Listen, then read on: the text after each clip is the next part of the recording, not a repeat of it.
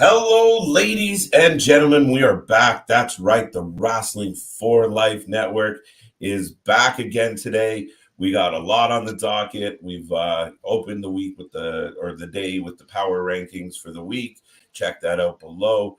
But here today, we wanted to get on again and kind of do something heartfelt, do something touching.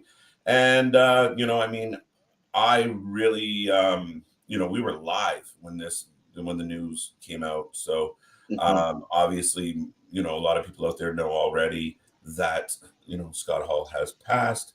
So the Wrestling for Life Network wanted to take some time and kind of relive, reflect, and then look at Scott Hall, his career, talk about him a little, what he meant to wrestling, what he meant to us. As always, I am KJ White. This is my partner in crime, Chris. How are you doing today? I'm all right. Looking forward to this show. It was some sad news, but there's a lot of great moments and a lot of great times. So why not just spend a couple hours hanging out and going down memory lane? Absolutely. I mean, I think it's going to be a good time, and I think it's going to be fun. I know we seem a little somber and down, but we really do want to celebrate and you know, uh, stay on the positive spin of all this, the silver lining. Great guy, great contribution to the world of wrestling. He was a huge impact. He kicked his career off in 1984, so obviously predating us, but I grew up on him. I mean, Scott Hall, Kevin Nash, Razor Ramon, Diesel, Bret Hart. That time period. I mean, that's my childhood, and I'm connected to a lot of these wrestlers. And Scott Hall, I mean, what an impact he's had on wrestling. I heard recently someone say, some of the decisions he made weren't for, wrestling, but for himself. And obviously there's a level of truth to that. Like when he made the decision to go over to WCW, and it was beneficial to him. But regardless, the impact, the trickle effect, the ripple effect, Chris, that it had, to me is amazing because, do guys have the money, contracts, and the deals that they have now if those moments didn't happen? So, yeah, I mean, this is going to be a lot of fun, and we're going to watch a lot of footage, and we're going to just shoot the shit. So, what are your thoughts on that? Oh, he was just one of the greats. And yeah, was it selfish reasons to do the things that he did? Yeah, maybe.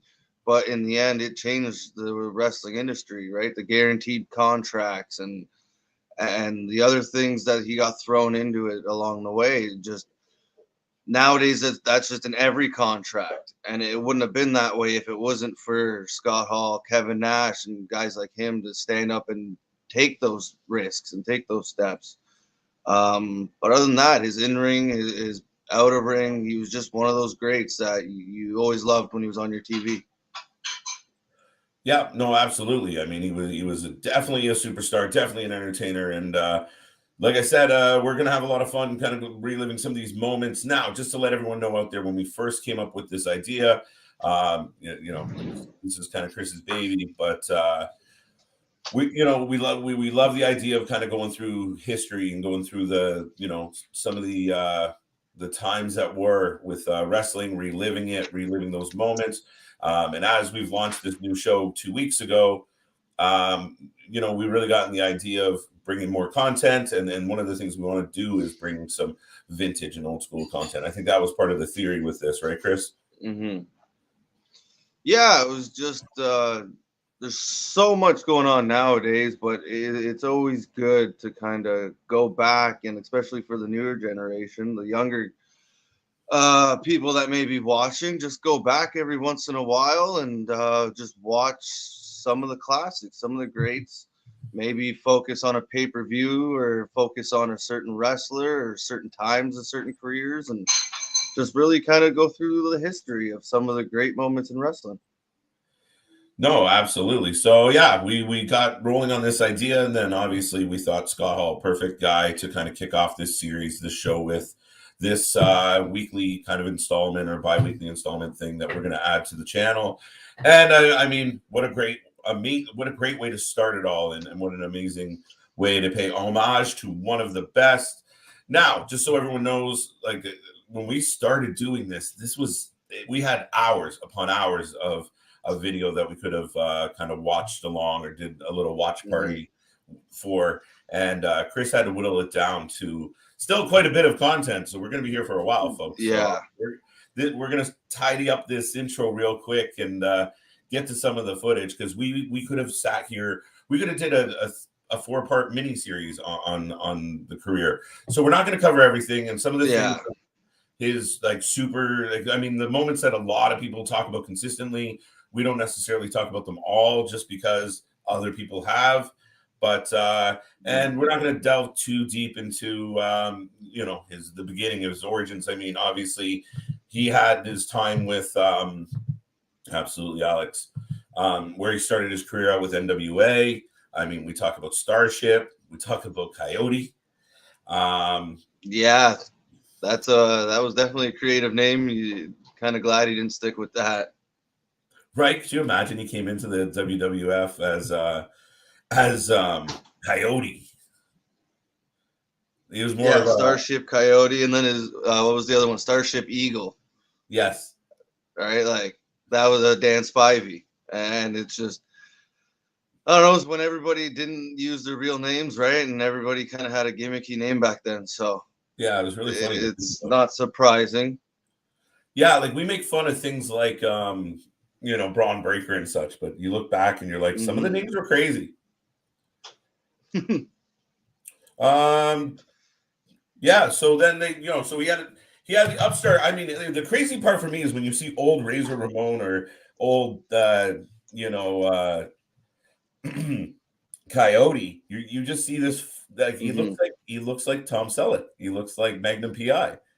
Either the mustache, he had the Yeah, 80s look, 100%. completely different than what we got when he got to the WWF.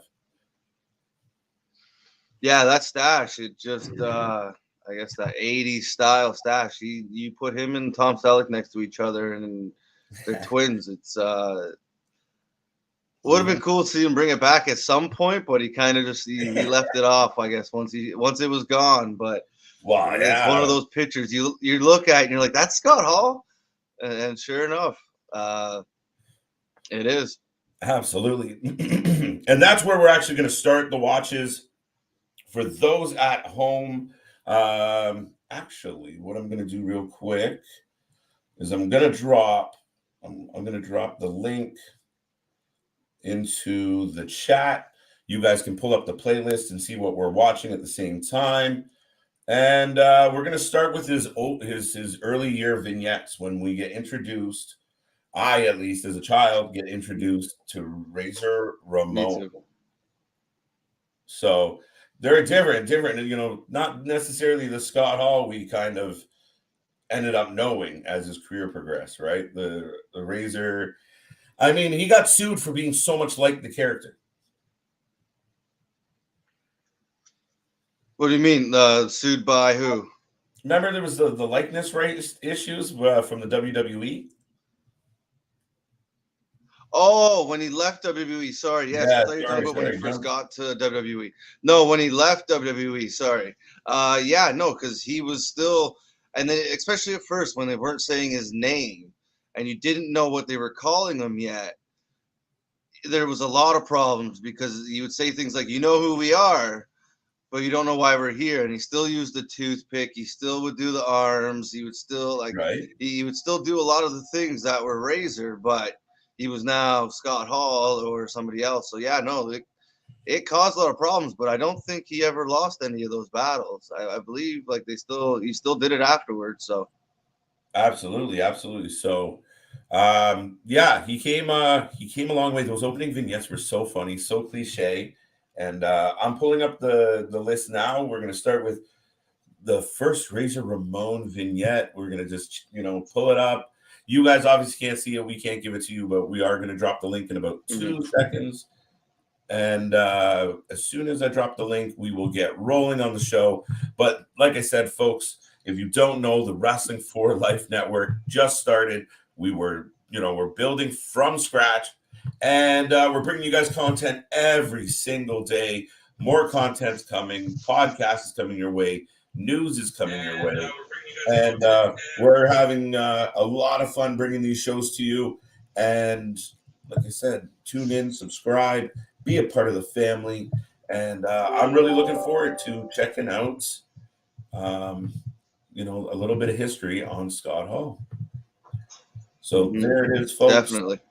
You at home, you can use that link. You can pull up the playlist, and we'll let you know where we are just to see what we're talking about. And yeah, Chris. So that first one, you want to hit play in a couple seconds? Are you gonna just hit play all, or are you gonna just hit the specific first video? Um, we go video by video, right? Okay, yeah, that's no worries. Okay, Unless you want to use pause so point. You just want to pause, play all, and then pause. yeah, that's what I just figured. So then, yeah, we don't have to play with it as much. All right. I don't think. I could be wrong. I don't know. Let's go. So I just hit tell play. me. All right. So right. I'm getting My that. volume might be on. Dre is out saying hello. How are you, LJ? How are you feeling? I hope you're doing well. Thank you for tuning in.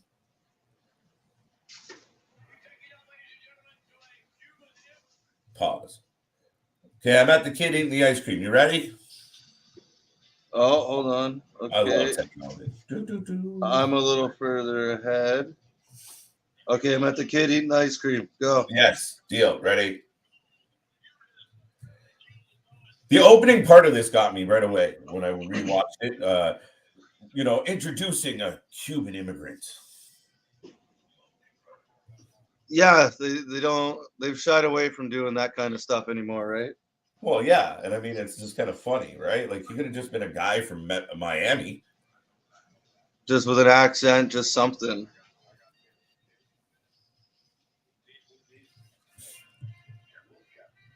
Right, but I got so no good. Like education. from the second it started. But yeah, a guy who they completely bought in to the character, completely bought in the delivery, like just gold right out of the gate. So it makes me laugh, right?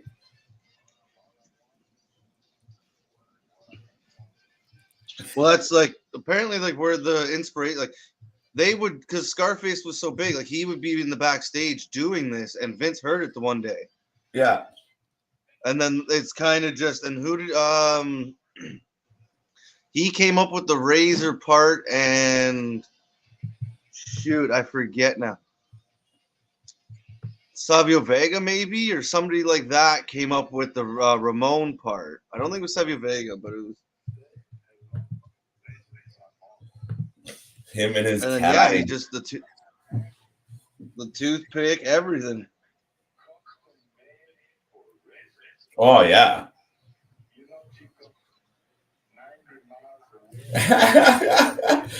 Chico, just completely into it. Now, you never thought seeing these vignettes, this guy was going to rule the roost. Like he was going to be a big deal. You know, he seemed to have, you know, definitely some swag. He definitely seemed to have an attitude. But as a kid, I never saw these vignettes and thought this guy's going to be a top guy. Well, my thinking was it was just you never really got to see, especially like this many. Like I think it's 8 vignettes they did, if not one or two more. But Yeah. like to have that many, like you never really seen that too much with too many guys. So that kind of made me think he was going to be a big deal. But was he going to be who he ended up being? No, like No, I wasn't sure that was going to happen. I gotta Are you on do. the next video now? I got a commercial. Yeah, Oh, we got okay. another So I'll vignette coming up pause. here. Yeah, what I did was I just picked this. It was 8 vignettes that he started before Yeah. he ever made a televised debut. So he was doing the dark matches and stuff, but he was never actually seen on TV. And this was how they led to him making his debut. It was kind of unique for that time. You didn't really see that happen. Nowadays, you kind of get it. Like if you're Veer Mahan, you have the longest vignettes ever. But He's coming. He's coming. He's eventually coming, but for the most part, um, this didn't really happen. So to see it happen to him and the way he portrayed it was just something that was really cool. And I just remember as a kid, like seeing you guys always watching it and like the colors, and all of a sudden we're doing the Razor's Edge everywhere, and so he definitely was a big part of my childhood. Could you see Our one of the youth. could you see one Sorry, of go on. the can you see one of the guys nowadays saying that the chicas are just for fun? No, that's yeah. There's some parts here that I wasn't sure if I should include the video or not. I was like, I screw mean, it. It right? it's all But part it's of the just kind of show, funny to and watch, and you're like, oh. And it's funny, he drops a four life mhm. reference in his early vignettes, probably completely coincidental. Yeah, probably. So wait, are you playing still, or what are you on right now? I'm on the pink pant Hey Yo 92. So this is back in 1992, folks. This was the introduction. Once again, the link is in the chat if you want to click and watch along on the playlist that we're Okay. watching. And we're just kind of going through some moments of, well, at this point, Razor Ramon. We talked about his time with Dan Spivey and NWA. But, this is where he's being introduced to the WWF at the time audience. And, I mean, it was an interesting thing. You saw these videos and you're like, what is this guy about? Um, and this is where Well, yeah. what is this the this is one of the last or second last. This is where he starts calling out wrestlers. It was kind of interesting. This guy's talking about the Ultimate Warrior. Crazy, Okay, yeah. So yeah, the Undertaker, Ultimate Warrior, all them, yeah. right? No, and considering earlier, I think I don't know if it was the same year or it was like the year prior. Go ahead. All these zoom ins of them eating the old ice cream bars is killing me. I love it. They All the would zoom kids in on somebody like they must here, kid, eat this, and then zoom in on them right before it cut into a vignette. just Hilarious. making a mess. Oh, there Sorry you to go. interrupt. Just that's the third one I've seen since we started. Okay, no, yeah, you're just a little bit ahead of me. But no, considering like right before this, like he almost quit wrestling Yeah. because he was kind of getting tired of it after like he went to Japan and he did Germany and Puerto Rico and some of those international places. And he actually it was DDP called and he was like, I need a job. And he got him in WCW, and that's when he was the Diamond Stud. Yes. So to see him as the Diamond Stud with the toothpick, and then to see him as this Cuban guy, you were like, huh, that's interesting. Right. You saw the progression, right? He was on to something. Yeah. So So yeah, it was just the kind, yeah, like you said, it was the beginning of something really, really cool. yeah. And I mean, him and DDP were all right, man. They got a decent little push at times, and they were doing okay. Hmm. So Yeah, it just didn't really last long because he ended up coming back to WWF at that point, well, yeah, right. I and that's mean, when yeah we were getting all this. I don't even know what he's saying in this one. Just walking on the beach, kicking the sand.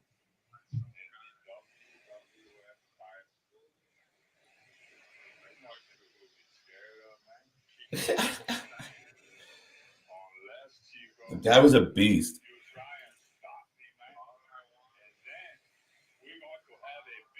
Well, that's funny because you always seen him standing next to Hogan and Kevin Nash, but like when you Mhm. actually look back like his early pictures and you see him next to like Dusty Rhodes or Dan Spivey, and you're like, man, he was huge. He's a big guy, but he's Right? always standing next to somebody who's 7 feet tall. So you're like, he's small, He's 6'6", right?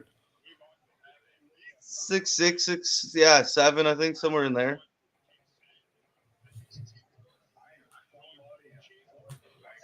I'm somebody important. The shirt is ridiculous, bro. Oh, they all were though. The Like, '80s were a good time, or early '90s. Sorry. What were we thinking? yeah, this is This is what I was born into. This is what I would see running around me all the time. Right? Like you and our other brother, just our I don't parents, think and I just ever dress like that, bro. I'm sorry. I think maybe no, the I don't neighbors. think you could pull that off. No, no, not my thing. Not my look. That's a lot. The shirt doesn't even know what it's doing. It's confused. Insane. The So pants are what which killed one are me we though. The on here? pleated, puffy pants. Yeah, but I don't know. Like, I think I'm still stuck on that shirt. It looks like an acid trip or something. It Right. doesn't look good. Oh, this Are guy you, just which one are harasses. you on? I Just to clarify. he just spit in the storekeeper's face. Okay, so he's just picking up the fruit for me. All right, I can do this. Okay, there you go. I think I'm pretty much there. You go. I just pause for a second, see where you're at. Oh, I just skipped ahead a little No, bit. don't touch it. That's why you gotta mess around. Mm, making things difficult. He took a bite of the tomato or whatever is in his hand. Spit it in the I'm on the camera. water. I'm in the water fountain now. How many more vignettes you got, bro? There you go. There you go. Yes. No, no, there we go. No, no, stay there. Stay there. I'm in the water fountain. Relax. But yeah, see, like, yeah, it's kind of gimmicky and it has that like Scarface like movie kind of feel to it.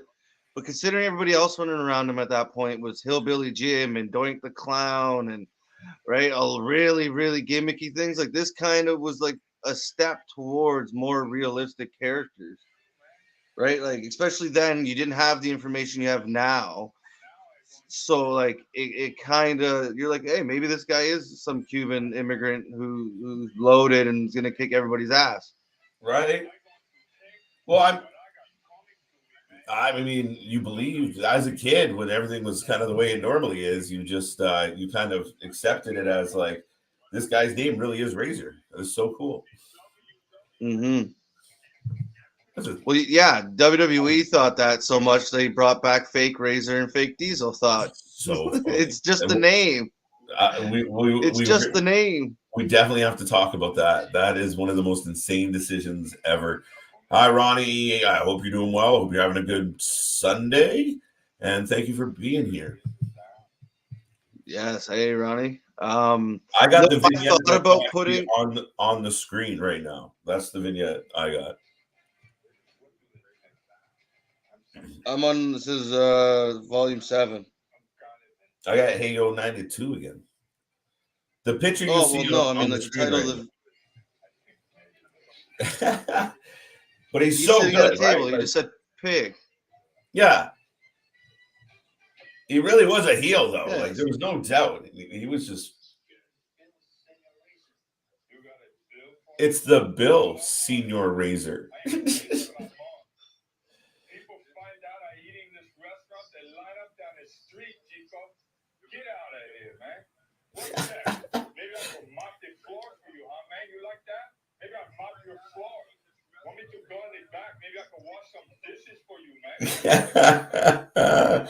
Right. Just yeah. Clean. No. Like to your point there.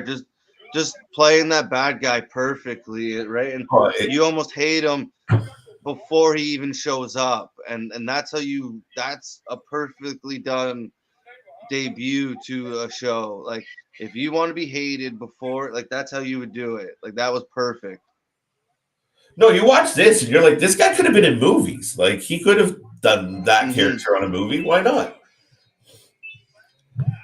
Oh, How's it going, especially in that time CJ? period. Sorry, man. I stomped on you. What, No, no what problem. are you saying? Oh, especially in that time period with all like the gangster movies and all those kind. You could have seen him very easily like do a movie and probably do okay. Absolutely. Just way he just delivered that monologue. He dug right in. How are you, CJ? Mm-hmm. I hope you're doing well. Happy Sunday. Ronnie's doing awesome. I love it. That's good. That's good. Excited for tonight, night 2. Yeah, I can't wait. Remember, folks, we Yes. are back. We like apparently we had nothing better to do today. So for the Just third hang time, out. we'll be back tonight having so much fun. Um, and we're gonna do NWA Crockett Cup night 2, the big night. Last night was a great night, but Yes, it was. tonight is where the money is paid, and I'm looking forward to some of these semifinals. I'm stuck on a commercial. All right, Oh, okay. I'll pause I'm gonna again. pause because we're getting the Yeah, go debut ahead. of Razor Ramon. So I'm just paused at the 14-second mark of this video. But Okay, I need a minute. yeah, where are we going with this? Now we're gonna skip it. There we go. But There you go. yeah, so we're excited for tonight. We're looking forward to night 2. I mean, we got Matt Cardona and Nick Aldis. We got the women's title on the line in a triple threat. The tournament's going to come to a head. This is exciting. It's going to be a fun night. And yeah, we did the power rankings already today. That was fun. So, like we said, the Wrestling for Life Network is here 7 days a week. We're adding content. We're planning. We got more to come. We can't wait till WrestleMania and that weekend because we're going to need some naps. We're going to need some naps and snacks. So I'm going to get real friendly with my skip guy. And wait, that didn't sound right. I mean, the point is, thank you for being Just here move today. on. Just Move on. yes. We're walking through. There's the link in the chat if you want to see what we're watching. We're just going through some old memories of Scott Hall, chatting, kind of looking at it from a different viewpoint. A lot of these clips, I saw them when I was a kid. Same with you, Chris, obviously. And Yeah. I mean, we're just kind of paying homage and walking down memory lane. I think that's what we're going to call the show. But we're just going to walk down memory lane of a legend, Scott Hall, who just passed. So that's what we're up to right now. And where we've come to is Scott Hall's debut match in the WWE as Razor Ramon. Drea, naps and snacks. I knew the minute I mentioned snacks, LJ was going to pop up. Mm-hmm. So, are you at the 14-second mark? Yeah, just tell me when to hit play, and we can keep going. 3, 2, 1. All right, ladies and gentlemen. So, this is the match. Who's he fighting again? I just missed it. I can't remember. Shoot, it was Dan something. Debut match. I missed it. We were talking. I just went blank on it after reading about it all day. But the music, the look, the music matched the look. And back when Vince on commentary is underrated. Oh no, he's actually one of the best all time on commentary. Like I loved him on commentary. He really, he had emotion. He wasn't bored. Like he would really get into it, and it was something. He'd always make it entertaining, just with the things and the excitement and the yelling, and it wasn't over the top. It was kind of like I like what he did. No, yeah, he could be completely over the top. I see where your point is, but he would go, like he could push the envelope, and it's the minute we saw Razor come out, Vince starts telling you why we should really care. By the way, the first move of Razor's career was a clunky one. He does the two-handed choke lift and then just drops him and then kind of stumbles on him. Oops. But yeah, but he was big, so it didn't matter. Yeah, I forget the guy's name, and yeah, we're great. Thank God I'm gonna plan ahead on that. However, this is a great reminder how hard these guys used to hit. Oh, it looked like it hurt. It looked like it was real. You got to turn your level down a little, bro. Oh, my volume? Yeah, you're gonna have the WWE sending me letters. We're getting an echo. That better? Yeah. With that being said, now we're going for a choke slam. It was kind of a raise your nagi. Uh, for those who don't know, we are watching the playlist in the chat box, and we're on Razor Ramon's debut match in the WWF. It's been a good time. Yeah, there were so many different things we could have chosen, but I figured considering the vignettes, why not see like his first time like walking down the aisle, and you just see from the second he comes out to that curtain, he's in character, he's ready to go, and then every little like there's not a movement wasted.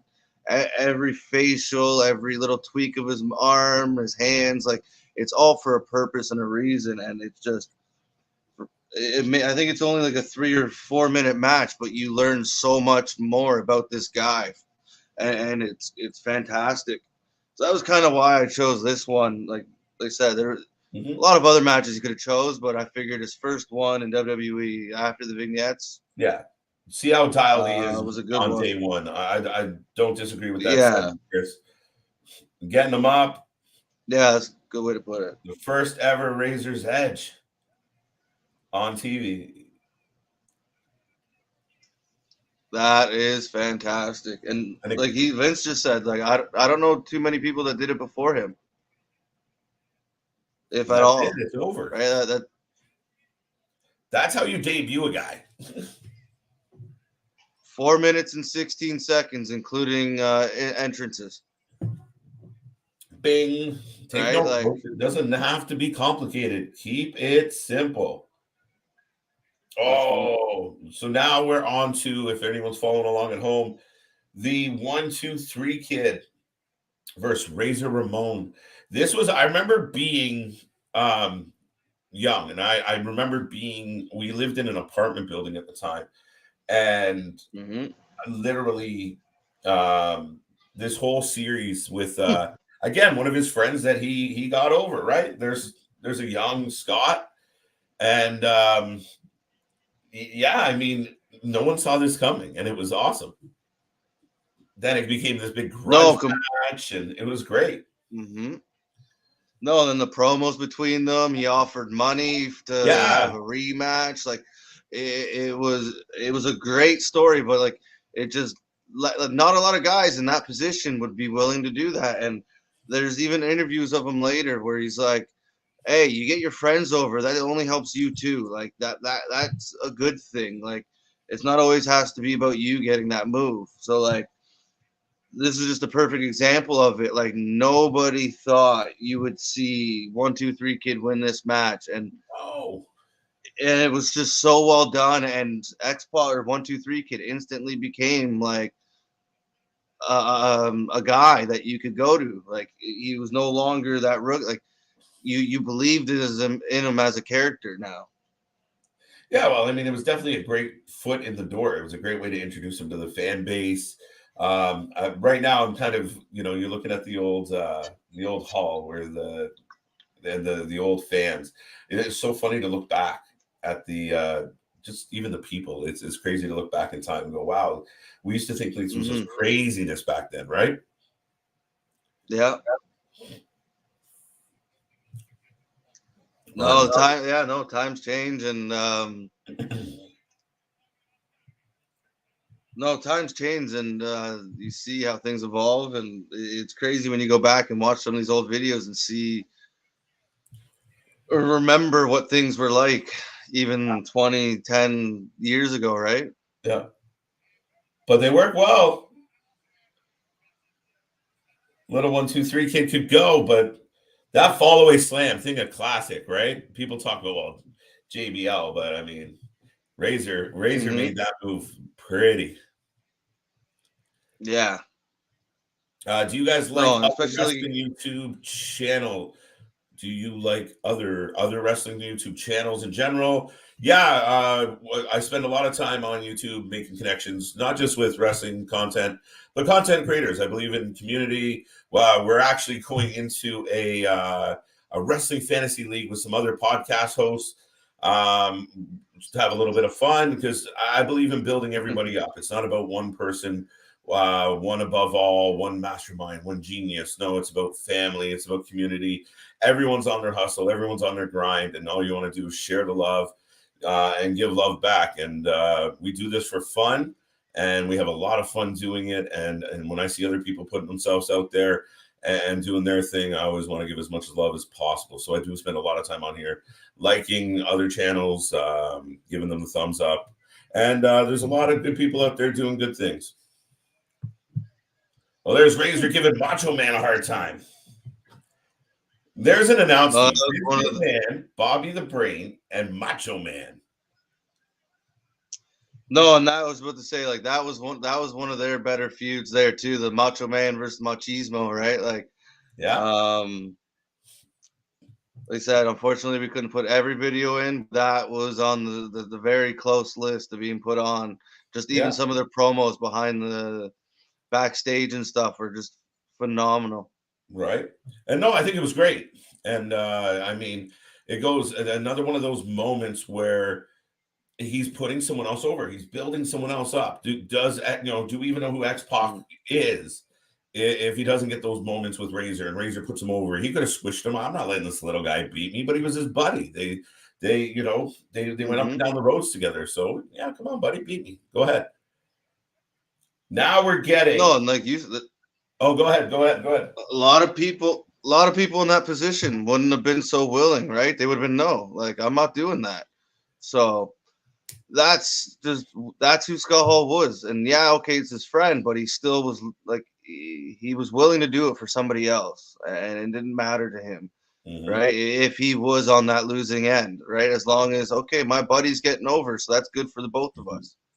And that's kind of seems to be like all the way till his last day how he viewed things.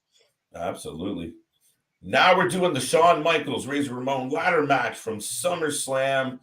A lot of people covered. Obviously, we talk about the WrestleMania, and realistically, a lot of people were going to put that up on their channels and such, and talk about that big moment.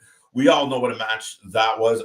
I like this SummerSlam one though. I'm a big fan of it, so I got no problem watching along with this one. But that's what I meant. We literally had like enough for a 3-part series with all the moments. Oh yeah, right. Like, in the WrestleMania one is good. This one is good as well. So no, there were so many different ones, and the WrestleMania one is here. It's just a little later. But yeah, so I put this one on first, and then we'll get the other one a little later. But these two in the ring, just one of those great rivalries that you could watch forever. Yeah, now that was a moment there where Shawn Michaels was legitimately asking them to bring the belts back down to make sure they were hooked properly, correct? That wasn't gimmick. I'm pretty sure the story behind that was Shawn being Shawn was kind of pissy, and he double checked. He wanted to come back down and make sure that they were latched on properly. Did they have a problem in the first? No, I don't remember it being a problem. Yeah, no, I'm not sure. I was looking at us for a second, so I missed the beginning part there. Yeah. But yeah, they might have lowered it, and it might have been for that. Could have been because HBK was just making sure, hoping that there was only one snap, so they can pull away easier or something. Yeah. Well, and know what I found interesting going back through all this footage, Chris? I really did find it interesting that he was the bad guy. And we talked about those vignettes where he was clearly, a miserable heel. But the amount of time he spent over as a babyface is actually surprising when you go back through this. Right? Correct me if I'm wrong. Well, yeah, he's the babyface in this match, right? Am I crazy? What year was? But there was a lot of times where I believe so. Yeah. I believe so. I think this was around this was Shawn trying to be that arrogant, and so I believe so. It might have been the start or the switch of HBK at some point soon, but I think at this point with the matches they were having, they were both getting cheers a lot. Yeah. So But at that time, he was the pretty boy, the heart shaped glasses. Not many people had a lot of good things to say about him. He played a real, I think Michaels was an underrated heel Hmm. at times. But yeah, there was a good amount of content where even in WCW where yeah, they were the heels and it was a big turn of Hogan, blah blah blah. But then when you started doing like we're going to talk about it later, the surveys and such, like it's Hmm. he was over his shit. Like even as a bad guy, people loved him. Yeah, he just knew how to connect with the fans, and he knew. Oh, And back to what we were saying earlier about ooh. like You how see he's that kind of bump? changed the wrestling world. Yeah, that was a good one. Suplex How onto he's the kind of floor. they used to do some gnarly stuff, and you can see why a lot of them ended up with hip and back and right, like that wasn't pretty at all. Like if you did that nowadays, you'd probably getting screamed at by Vince once you got through that curtain. Well, I mean, yeah, that was an interesting bump. Here it goes again. Vertical So suplex. But yeah, but he like let the him way he go and then changed held the on. Yeah, that's crazy. Sorry, Chris.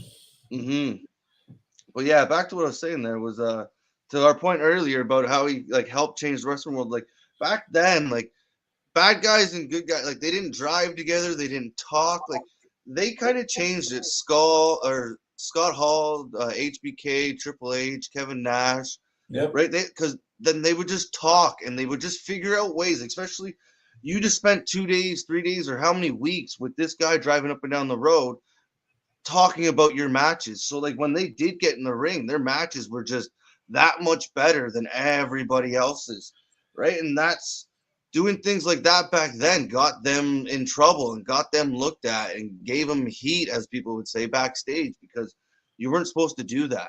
Yeah. So nowadays you hear about, oh, people get together, they play whatever. Back then that wasn't supposed to happen. A lot of Yeah. it was called in the ring, but these guys, like, they talked about it a ton. So like he understood the business, and even like you said, the survey time, and he just knew. And even if it was just from listening to his buddies and like playing it off of them, what would work and what wouldn't work, and he was never afraid to try something. So that's what kind of in my mind makes him like one of the greatest, one of those greats that like are always fun to watch. Yeah, no, I I definitely agree with you. Um, I think you might have jumped the shark a little bit because the next video coming up on the list, but very valid point. Did I? Well, I mean, technically where we're heading, but it's valid because we're watching him and Sean now Uh, anyway. And we just watched him and Scott. So we literally see, again, the click is together and that helped the whole. Oh, mm-hmm. there's a little clip with Sid Vicious in the back watching on. Yeah, he was a. I like Sid Vicious. He was Oh, nuts. I love that. It's good. It's good. So the match is going on well. And I mean, obviously this is a classic one. So I'm pumped. I'm kind of getting sucked into the match. Like as you said, they work so well together, and even the little things, right? Michael slides out, misses Mm-hmm. the drop kick on the ladder. Smart enough to slide it out of the way. You don't see stuff like that enough. No, you're not going to drop kick the ladder. I'm Mm-hmm. going to move it. Slides out, hits him with the Yeah. shot. Michael spits into the air, right? Like just that little added, like, ooh, he really got him. That really, yeah, right. Like,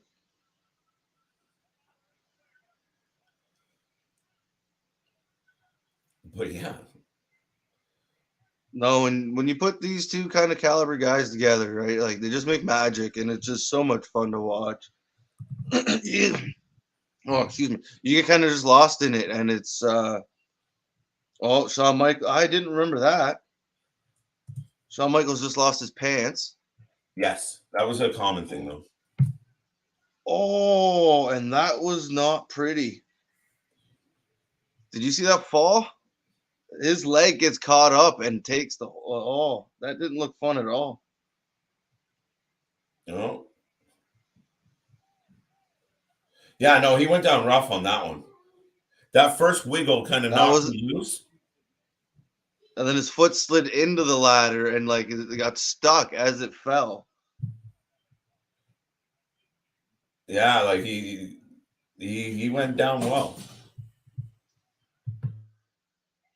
But you just hear the like just into every movement, every kick, like, oh, there you go, they're showing it again. Dropping the boot. But yeah, back and forth. Again, there was a rhyme and reason, and there was a flow to the match, right? One guy has a bit of it, Mm-hmm. and then he comes up from under. Okay, wait. So I'm just getting the replay now. So pause your stuff for like 3 seconds, I'm at 4 seconds. I'm at 943. Yeah, just pause for a second. I did. Okay, we're good. I got Razor Oh, picking him play? up and dropping him on the ladder. Yeah. Okay. Yeah. 9:45, 7, somewhere there. Doesn't matter. Do you follow hockey and game live streaming? Uh I follow hockey. I don't do any like game live streaming at all, but I follow hockey it's hockey and wrestling for me. Hmm. Unless it's a show Pretty called Pokey and much. Game Live Streaming. But yeah, no, I mean, yeah. Oh, Razor beating him with the ladder. I like it. It's interesting. We kind of get one ladder in these matches. Well, because this was like the first of its kind, right? Like they were doing a lot of it on the dark matches and stuff, and you'd see it Yeah. in like some of the territories and things, I believe. But like on TV, like these were the first of like its Oh, kind, and then so even then now, like I know they've already had one, but like it's still just figuring out what they can and can't do, and what they can get away with all of a sudden this giant object that's in the ring with them, right? So especially for that time period, like a lot of it was just, hey, let's see if this works. Okay, it does, and try it again and do it a different way. And just for a reminder for those out there who are tuning in, there is a playlist on in the chat if you want to click on follow along. We're currently watching this match: Shawn Michaels, Razor Ramon, SummerSlam. Right now they're going toe to toe. Razor's in control, and yeah, we're just walking down memory lane, going through some of these old videos and kind of talking it out with you folks and kind of paying homage to the late great Scott Hall. Thank you for tuning in. Thank you for being a part of the show. Remember to like, subscribe, join the fam. We are all here and we're working hard. More coming your way. And again, we're only a few weeks old, folks, so we're having a lot of fun building up. And like I said, we were on here earlier with the power rankings. If you haven't checked that out yet, please do so. We like to rank all your favorite shows based on the fan votes from the watch parties. Big bump on that ladder. But then I got a commercial. But yeah, we like to bring you all the watch parties for all the major shows. We are coming back tonight for night 2 of the Crockett Cup. Chris will be there. I'm going to be there. LJ's going to be there with snacks, of course, maybe a sub. Yeah, we're going to have a great time, folks. yeah, that's what And I had for right lunch. now, what's that? That's what I had for lunch. You had a sub? Now you guys make me want a sub. Yeah. Anyway, but yeah.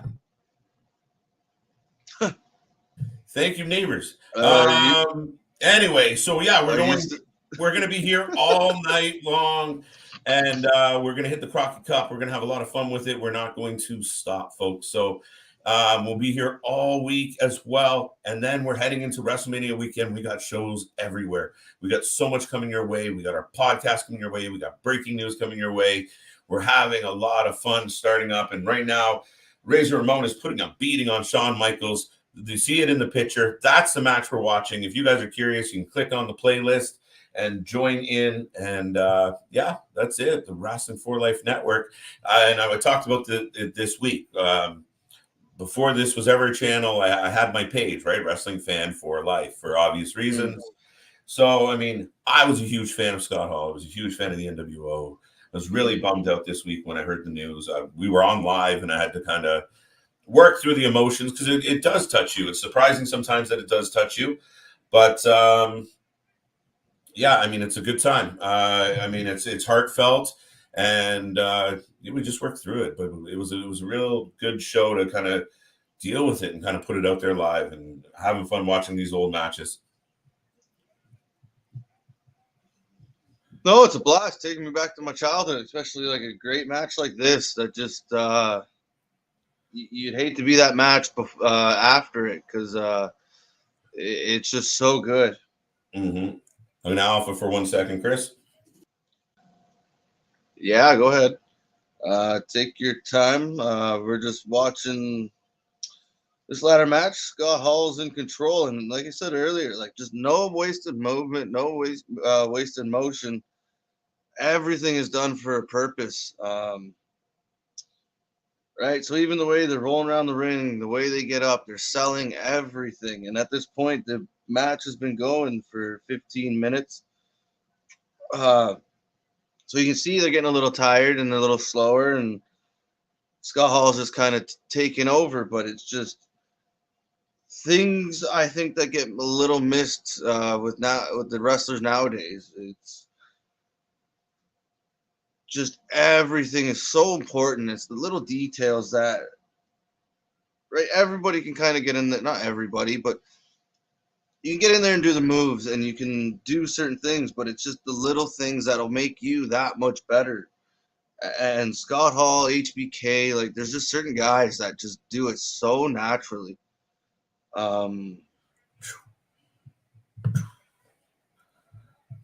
Everything all right? Yeah, absolutely, absolutely. Here we go. So yeah, Feel Scott that. Hall in there. I don't know if you were hearing me there, but just the little details that I think today's wrestlers miss or don't do as often. And guys like HBK, Scott Hall, like there's a list of them that just that's what made them that much better than everybody, like than a lot of wrestlers. And it's the little details that they would put into every single thing they did. Absolutely, and they're struggling to get up this ladder now. Michaels is Well, literally yeah, now falling. they're yeah, that's what I was just saying. They're like 15 minutes. So you can see like they're starting to like tire down. They're starting to see the wear and tear on them, and they're both trying to get up slowly. They're both selling, and Huge it's such backdrop. a good match. Mm-hmm. Oh, where are Huge. you? I just got a I'm at the backdrop off the 16-minute ladder. mark. 16:37, 8. Oh, okay. I don't know how I ended up behind you. Sometimes I think you get commercials at different Yeah, times, yeah. little pop ups and shit. So it's all right. We're hanging in there. They're awesome. A Ladder in the. couple of crack screen predictions and all the things. Wrestling. If you guys would like to give them a like and subscribe, absolutely. We'll check them out. We'll check them out, Check Ronnie. them out. We'll check them out. Oh. Thank you for the heads up, the tip, the thought. Mm-hmm. There we go. Ladders in the corner. Irish whip. You know what you do notice, and I hate to get off topic slightly. Watching these old What's up? matches, you know what you really Yeah. notice? There's a whole lot of female screaming going on in that arena. No, and actually, that's funny you say that because since this has all happened and with all the videos and stuff, I've gone down the rabbit hole of like Scott Hall interviews that he's done and stuff, and he's actually talked about that. Like he'd go out and you'd hear kind of like a deeper kind of like most of the guys and like the older women would be cheering. When Sean would go out, it would be all teeny boppers and the young girls and just screaming. So it would be that much more high pitched than like his fans. And he said it used to make them laugh all the time because it was just such a difference in like they'd both be getting cheered, but the difference in their cheering would just be hilarious. I'm pretty sure if you asked every woman present at an AEW live show to scream, it wouldn't even be close. Like I really don't. I don't think there was that many. Maybe I'm wrong. I haven't really looked at the demographic that close, but it just doesn't sound that. There's not a whole There's a lot of lot of high screaming pitch. and whistling and like woohoos and oh my gods happening nowadays. A different group of people are going to the wrestling shows. I think. But even like okay, look at the wide shot there. Like, and you look like I don't see like many. I don't see them there. It looks like mostly male, but like there's a lot there screaming because that's a pitch that uh that's a really high pitch to hit. That's it. Look at this. Look at this. Shawn Michaels in fine form, moonsault off the ladder, rolls and instantly starts throwing punches. Mm-hmm. Insane. All right. That's not just hitting your spot and then taking a minute to admire your own work. Like, I'm good, aren't I? No, this is Yeah. legitimately hitting your move and continuing on to the next thing. And then eating the mat, like Misses completely a eating the mat. splash. Mm-hmm. No, that's so sad. Every little detail, every little movement, there's not one wasted, and it's just Absolutely. it's always about what you're doing next, not what you're doing now, and it's setting up for what's next, and it's not stopping until that bell rings.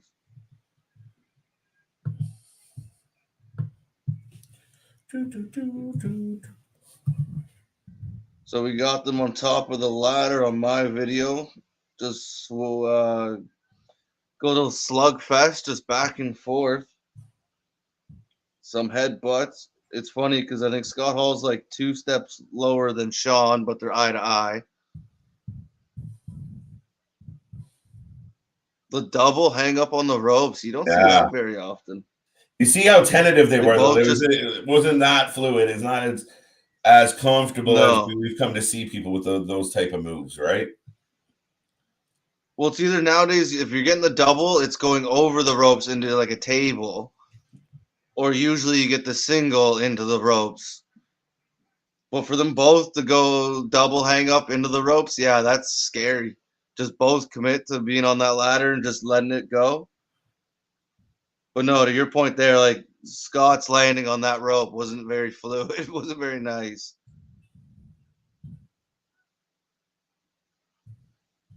And I keep seeing commercials for things I've already downloaded. I'm like, shit, this is how I ended up downloading that stuff.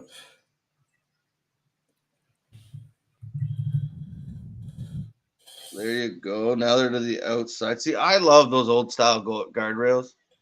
Like I know why they don't use them and whatever, and it shouldn't be that big of a deal. But just the look of them, like even watching the NWA, the Crockett Cup, like you see those old school like the announcers with the jacket on, and then you got the rails behind them. I'm like, man, that just looks so cool to me. Okay, just I'm at 21-28. 22-13.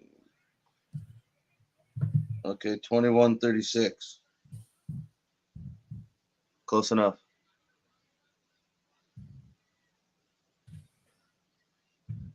Scott Hall rolling it under the ring. Like, man, those mats are so thin compared to the ones they use now. Yeah, absolutely. And not very much room to Like, play those are with. those. No, so like most time, like yeah, like you seen with the suplex earlier, like you're more than likely getting something onto some piece of concrete or some kind of railing.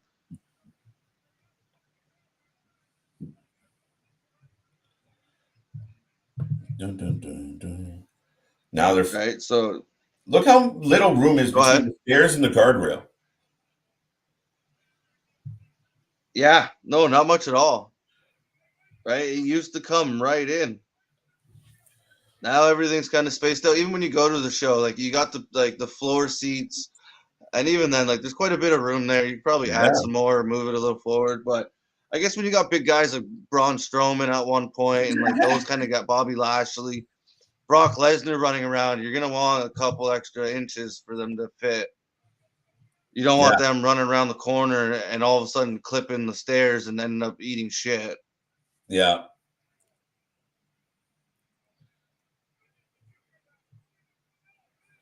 Uh-oh. Oh, Uh-oh. are we gonna get it Uh-oh. on the ladder? Look at that. See, like kicking his legs, trying to hold on to the ladder, like doing everything Yeah, he can not to take that move. Instead of that's just going, it. "Oh, you grabbed me. Yeah. You grabbed me. I'm gonna like No, I mean, and we joke about it. slap." I think we made fun of Charlotte Flair recently for that. Like the kick to the guts, and she just folds like a chair, like right. And you're like, really? Mhm, Like, sell it a bit. right? Like, make me think that you didn't want that to happen. Yeah, right. It's like that reflex bone in your knee where your leg just kicks. It just like this is kind of what it reminded me of. She just like bent and just okay, do what you're gonna do to me, and it's like you're fighting. Like make it a little more struggle. Put a little bit more resistance in behind your Mhm. movements. Yeah, and I mean those. I think that that feel to it being like, oh, okay, this looks like two guys really getting at it. And the addition of just an insane mob of a fan base, like the crowd was alive, and when the crowd is just buzzing the whole match and then screaming during the high points, it's exciting. Even Hmm. watching the video here with you guys now, I'm like into the Hmm. match. I'm like, oh my god, this is great. Yeah, even though you know the result, you know what happened. It's been how many years since it's passed? Like this was '95, so that's a long time ago. You're still just like you're watching it for the first time. Yeah, absolutely.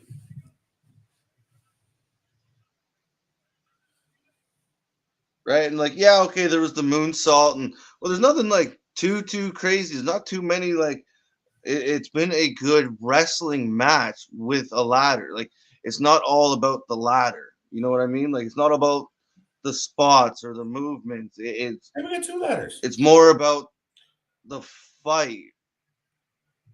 Yeah, the ladder is a by. Oh, Michael's almost broke Oh, himself on that ladder, the one that was already did down. you? I think he hit it. I could be wrong.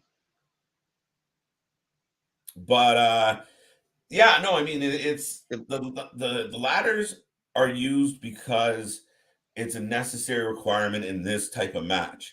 They're still having a fight. They just mhm. have to find a way to get up the ladder.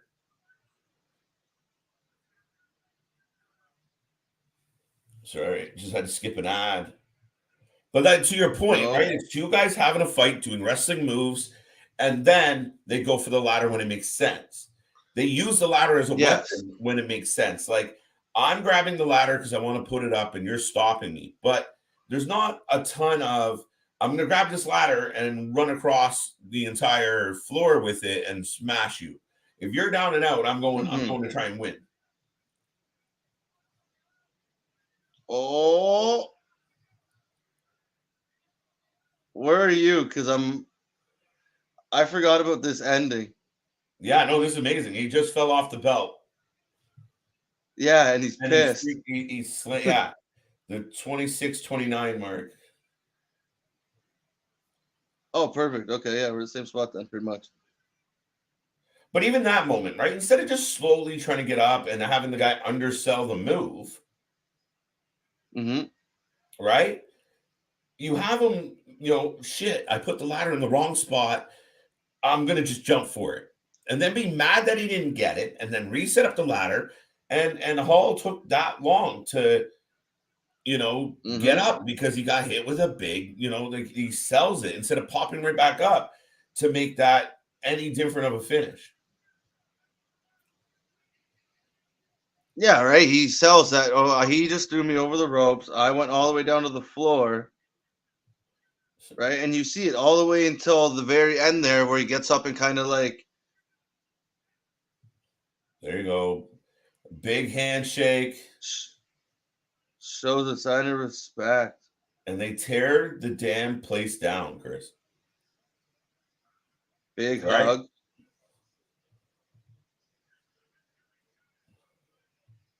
Huge.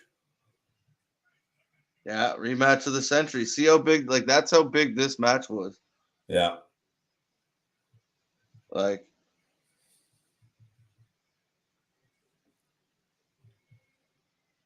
wow. That just, there's not many words. Like, wow. Just Oh yeah. What a to great the match. very last second. Wow. And then, yeah, oh, to your point, yeah, I see what, yeah.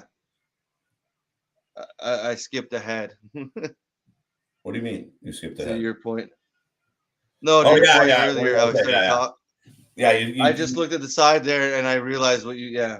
you jumped the shark a little. Yeah, it was all right. It's all right. I kind of laughed because Yeah. I'm looking at the playlist and I'm like, this guy's gonna have to repeat some of this stuff. So these four guys. Yeah. So now on the playlist for those following along at home, we are getting the infamous curtain call. Dun, dun, dun. Where HBK Kevin Nash just finished having a match. HBK goes over. So you think normally HBK would just leave the ring, but Yeah, instead the good guy, the bad guy starts celebrating, and then some friends come out and celebrate with him. yeah. Michael gives him a kiss. It's funny though. He's still selling the kayfabe. That's how committed the guys were to their Mm-hmm. job back then. Even though, okay, now these guys Mm-hmm. are breaking kayfabe, Diesel's still Yep. selling the finish. Just I got my head kicked in. Right? Look, Like he's still I'm still in celebrating. pain here. And listen to the fans. What? What? Oh my god, right? Like, because this was unheard of. You didn't do this, and the fact that it did happen on WWE TV was a big deal. Well, it A wasn't. It lot of wasn't. It people. wasn't a televised event. No, no, no. The fact that it, sorry, yeah, the Yeah. fact that Okay. it Okay. happened Just in a double WWE checking. ring, in a WWE ring. No, Yeah. we just got lucky that somebody filmed it. Yeah. Or else it would have never have seen the light of day. I don't think. No. Well, and Um, you heard the stories of how many people were outright pissed off by this happening. oh, just well, and you can ask Triple H what he went through the next like year and a half, 2 years. Like it changed wrestling and it pissed so many old school people off. I mean, And it in go fairness, on, yeah, no, if this moment doesn't happen, maybe some of the wrestling we get nowadays is a little more believable. possibly, right? Like you never know. I think the internet's kind of they'd have to figure out how to use the internet at this point, but you never know, right? But just seeing something like this in what was this 1996, right? Like Yep. that was crazy. What I love is when they retell this story. And for those at home, we were talking about obviously the curtain call, these four men breaking kayfabe, breaking the rules, breaking what everybody was used to. Um, and the crowd is going nuts. Like that's the thing. Like Mm-hmm. Razor's given like the stomp. Now they're all in the four corners. The fans are beside themselves. These men aren't doing anything other than waving at them. It is Yeah, just pandemonium. hugging and waving, but like they knew what they were doing. They knew that it was the fans were going to react, right? Because, like I said, it made no sense, and it was one of those moments where it was like, "What is going on here?" Nobody understood, right? There was only few fans in that arena, and I believe I've heard Scott Hall tell it in an interview, like not everybody knew. So there was some fans that did know. So as he's leaving, he could hear like you Yeah. sold out. And in his head, he was like, yeah, I did. Like he knew he did. Well, Right. yeah. He I wanted mean, more money. So he yeah. No, clearly. And I mean, back then it was just rumors. Like, I mean, we have a brother mm-hmm, who would he'd phone the 1-800 numbers back in the day. And not the ones that mm-hmm. Impact Wrestling advertises still. It's a thing. uh, But that's where you would get rumors on a call-in number, right? Like, and I remember yeah. I remember moms The losing their mind magazines. over the rumors. But for those watching at home right now, just because we transitioned, we have moved on to a very insane historical, uh, industry changing moment, and that's when this moment here, Scott Hall just walks in out of the audience at a WCW show and blows the minds of just about everybody around. Well, it leads back to like kind of the last video there where nobody knew certain things that were happening. So the fact that he does that Madison Square Garden show, I believe it was on the Sunday or the Saturday. Then on that Monday Yeah. shows up and does this. Right? So Yeah. like the fact that, especially in that short period, and I think you've said it before, people thought he was sent there by Vince and stuff Yeah. like that. Yeah. Because of the way it was all being done, and it was genius by Eric Bischoff and the NWO and the way they portrayed it. And actually, Larry Zbyszko was one of the guys who was really responsible for the way this segment, especially, went down. It was just such a just mind blowing moment that you just didn't know what was happening. Yeah. No, I remember. At this point, I'm pretty sure I'm around high school age. Yep. For this part, and I mean, it was just nothing like this had ever happened. You were just like, I'm so confused right now. Like, I mean, I remember when the Macho Man refused to resign, and they came on and they're like, the Macho Man's not going to be here. Like, that was pretty crazy, right? Yeah. But here is, well, you're like, here is a guy. No, that was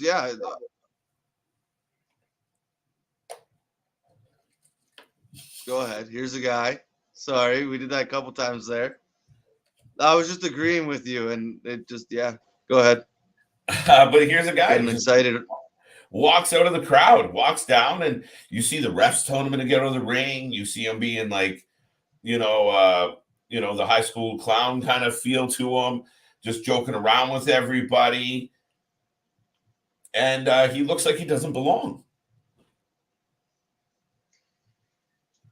No, from everybody's reaction, and I think that was, like I said, the perfect way to do it. And big props to Larry Zbyszko for stopping some of the crazy ideas, because the way they portrayed everything, just nobody knows why he's there. Everybody's looking at him funny, and just to take the mic and just look, he's just walking up the ramp. He's going to the announce table. Like, that didn't happen.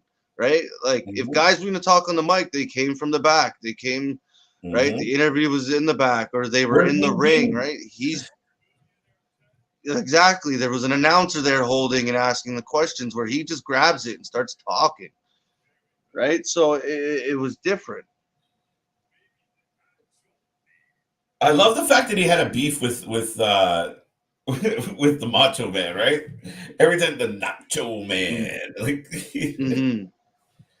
But I think, you look at it. This guy's got a microphone. He's standing at the table. Eric and Bobby look completely uncomfortable and completely like terrified just by selling it. Yeah, just selling it 100%.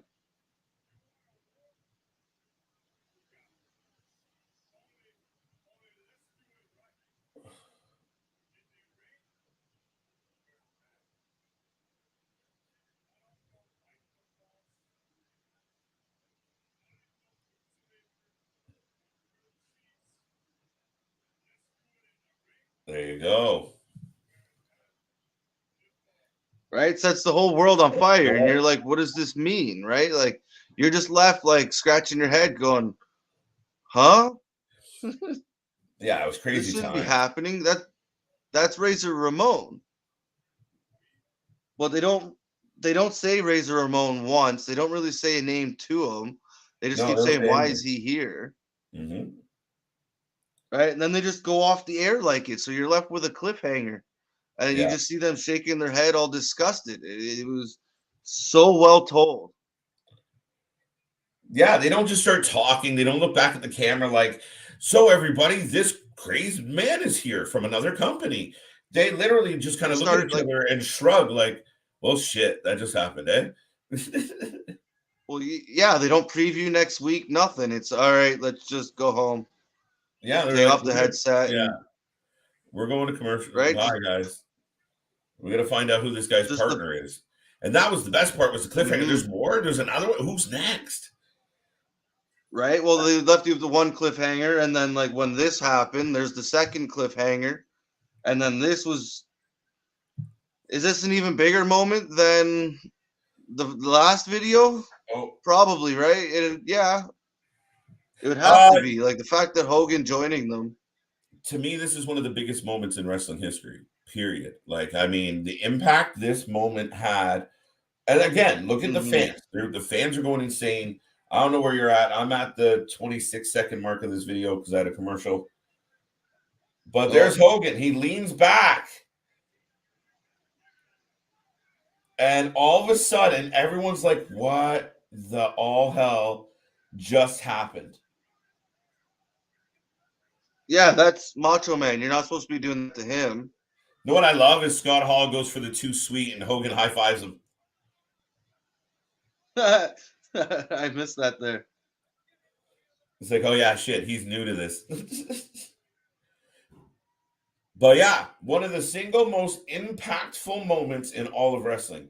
It changed how it changed how the 83 weeks were Mm-hmm. going to go. It changed how Vince McMahon booked. It changed how they approached it. It gave us Stone Cold. It gave us The Rock. So much came out of this friggin' moment. It was insane. And of course, Scott Hall being one of the masterminds and catalysts of this whole thing. And Mm-hmm. it's funny, you think of Diesel as a giant, and you see like all three of them. They were all pretty big men. Yeah. I just think of like, look at the fans are losing their mind. Like it's so good. Oh, look, the trash starts coming. Like Yeah, they are betrayed yeah. by Hogan, right? Yeah. Like, but the fact that they hate these three guys right now because they're gonna take over WCW, and you can see during this whole interview just getting smoked with things, Oh and yeah. just Kevin's about to take a soft drink in the side of the head in a second. right Oh, and they're stuff's just bouncing off Mean Gene. but it's so good. The announcers are just depressed. Mean Gene's chastising them. It's perfect. Like what a Oh, this Mean is Gene was so good. This is kayfabe at its finest, and everybody involved buying into it. Oh, just playing it to the part to the T, just perfectly. Uh, right. If they come on there and don't do what they act as like you were saying earlier, like they start to preview next week or just act like this doesn't get us over. Like yeah, it still would have been a big moment, but it still wouldn't have been as over if the reaction wasn't what it was from the characters itself. The fact that the fans are doing what they're doing was just a bonus, right? You hope they're pissed, but the fact that they're trashing the ring right now, you're like, oh my lord, we hit something.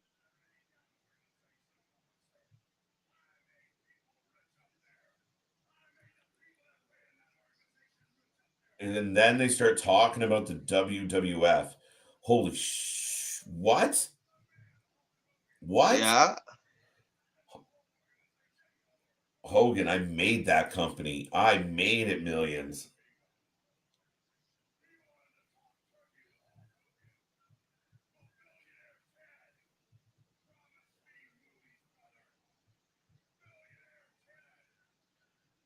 Nash palmed that one.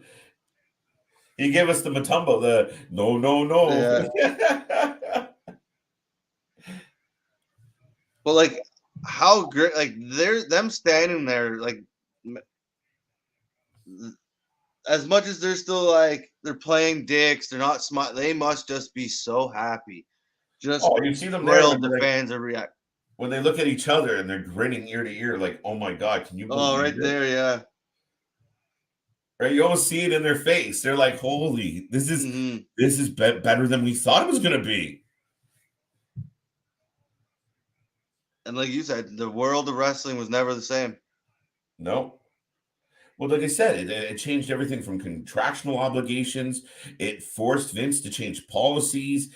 It changed everything. It really was. I mean, they weren't Razor Ramon and Nash or Diesel.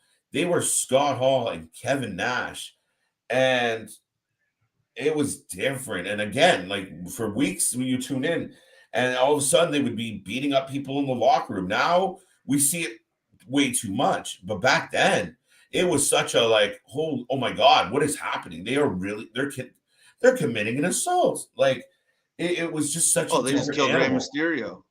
Oh yeah, when they They just torpedoed killed him. Rey Mysterio.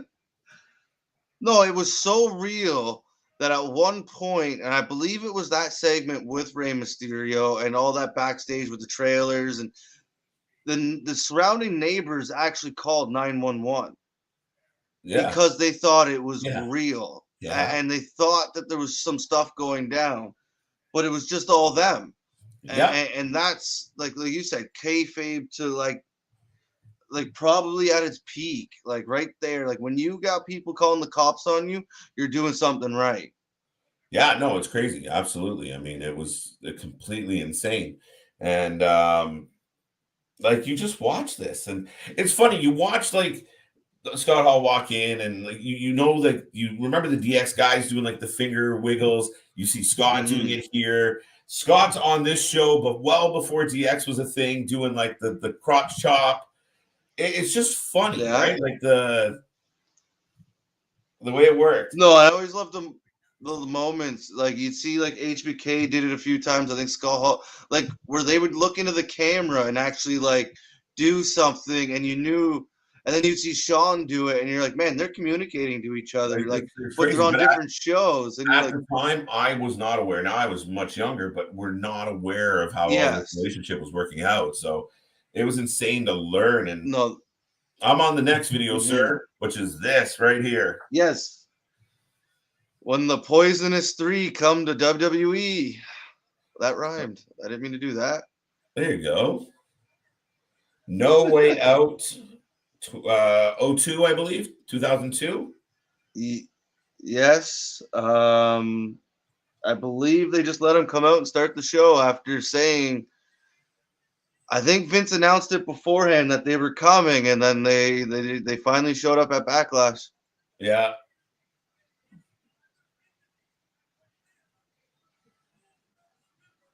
And it's to crazy. see it under the WWE thrills and their production, it was cool. Yeah, absolutely. I mean, it was definitely crazy. Obviously, it wasn't what it was, but it was Hmm. pretty insane. I mean, you never thought you were gonna get this. You figured it was disbanded. The guys were Hmm. older. But here we are, and it's like you said, it looks pretty damn cool. Right. Well, Little did they especially know. that first time, right? Especially for that first time back, like to see, like, I was glad they didn't change it or like have them come out as individuals. You wanted to see that NWO gimmick. It'd been a while, right? That was the big WCW monster that helped them for the 83 weeks, right? Like you Mhm. wanted to see them together, and for them to do it that way was so cool. Yeah, absolutely. And then you hear it by the reception they get. Yeah, the WWE or WWE weren't quite ready for how over this was going to be. They thought they were going to sell them on being the poison and again they should have known Hmm. better. And even what ends up happening, with Hogan and The Rock and Hmm. No, it was a shame the way, like, because like Kevin Nash got injured, Scott Hall went through some troubles. Like, it, it would have been cool to see it keep going, but unfortunately, you still got some cool stuff out of it. To see them even interacting, like one of my favorite things was like when they're backstage meeting The Rock in Austin. It's one of those funny moments or cool moments, and you're like, man, like to see them interacting is just mind blowing to me. And I've said that a few times so far today. No, I can agree, but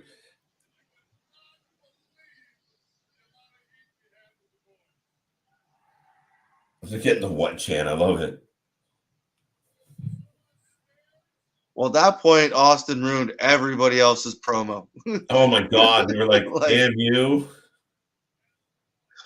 like how many wrestlers just wanted to punch him in the nuts just for doing that? Like, Yeah. But yeah, and another we'll big, cover that in a yeah, future video of how the yeah. creation of that came around. Um, I like it. but yeah, you get a big moment like this, and you still can't even escape it, right? But you got pros handle it, like Kevin Nash handles it perfectly. Mm-hmm. What we should do is we should do a 2-part series for Stone Cold next week and the week after in celebration of WrestleMania. That would be good timing. We'll talk about it maybe Yeah, something because like I also want to do Taker too. that. But those guys, it's so extensive. I don't know how we're going to pull that off. Like one episode, we'd be here all day.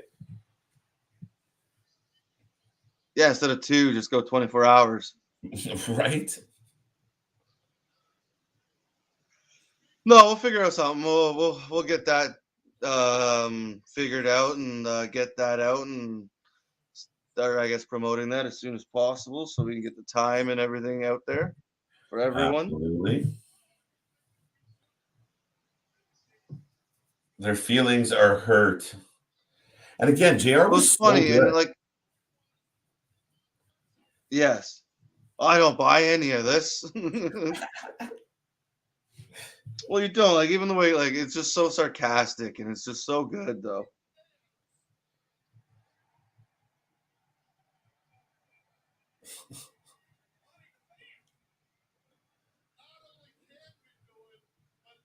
Here it comes.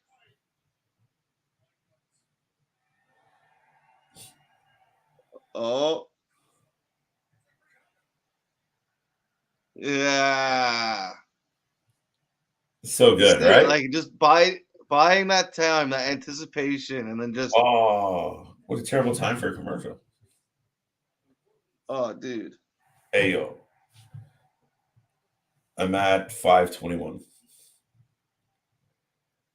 5:35.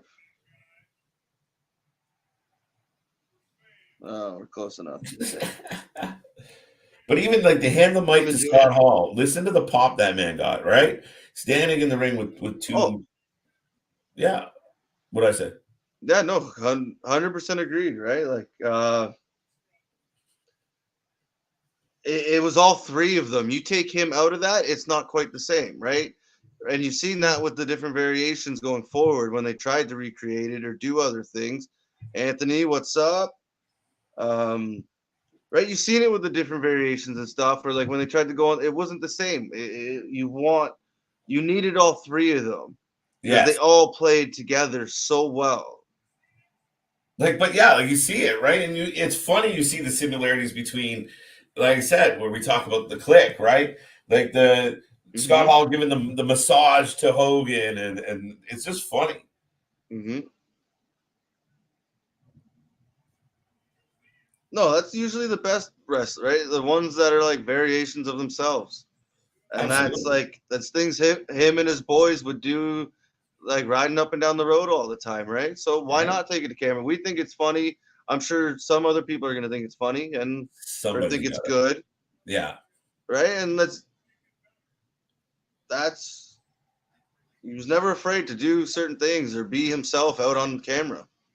absolutely. And I think that's what made him so easy to cheer for or boo or believe in that character is just all the little things. Everything he did was just so good.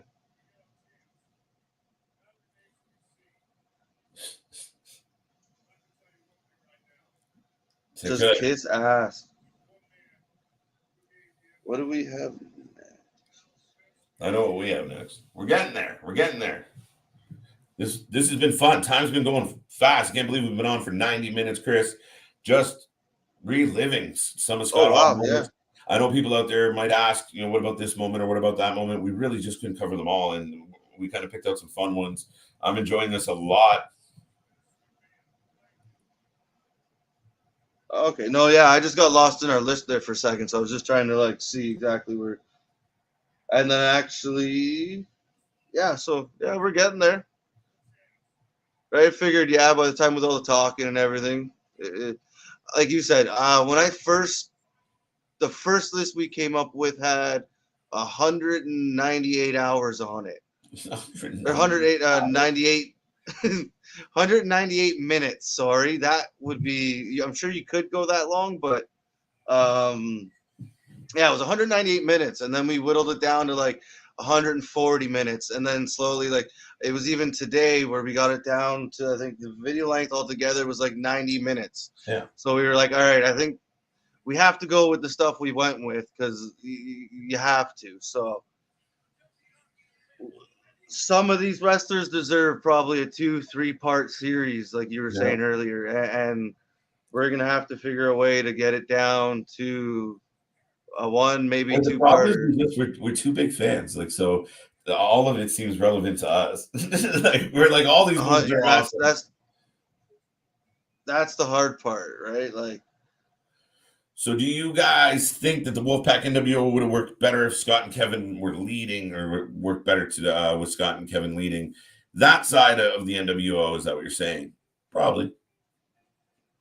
yeah, because they split them up there, and then they eventually went back together and whatever. Like, there's a bunch of crazy storylines going on then. Um, yeah, I do like they were always better together. That's in my head. In my viewing experience, they were always better together, and I always preferred them together. So seeing them on different sides, like, okay, they're friends and eventually have their one-on-one feud. Leave the NWO out of it, whatever. But as NWO, it needed to be them together. I just started smiling as you were talking as I'm watching this one, and Yeah, this was a crazy moment. Like, I see it on the screen. Obviously, we're back at the 25th anniversary of Raw, and it was just such a good way how they did it. Yeah, you start in with each other's mm-hmm. promos and step on each other. I loved it.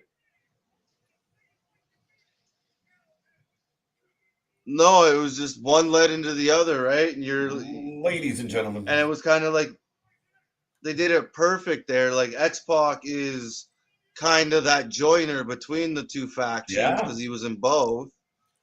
I It's guess funny HBK how was too, but I don't count that. new Well, way. you were saying?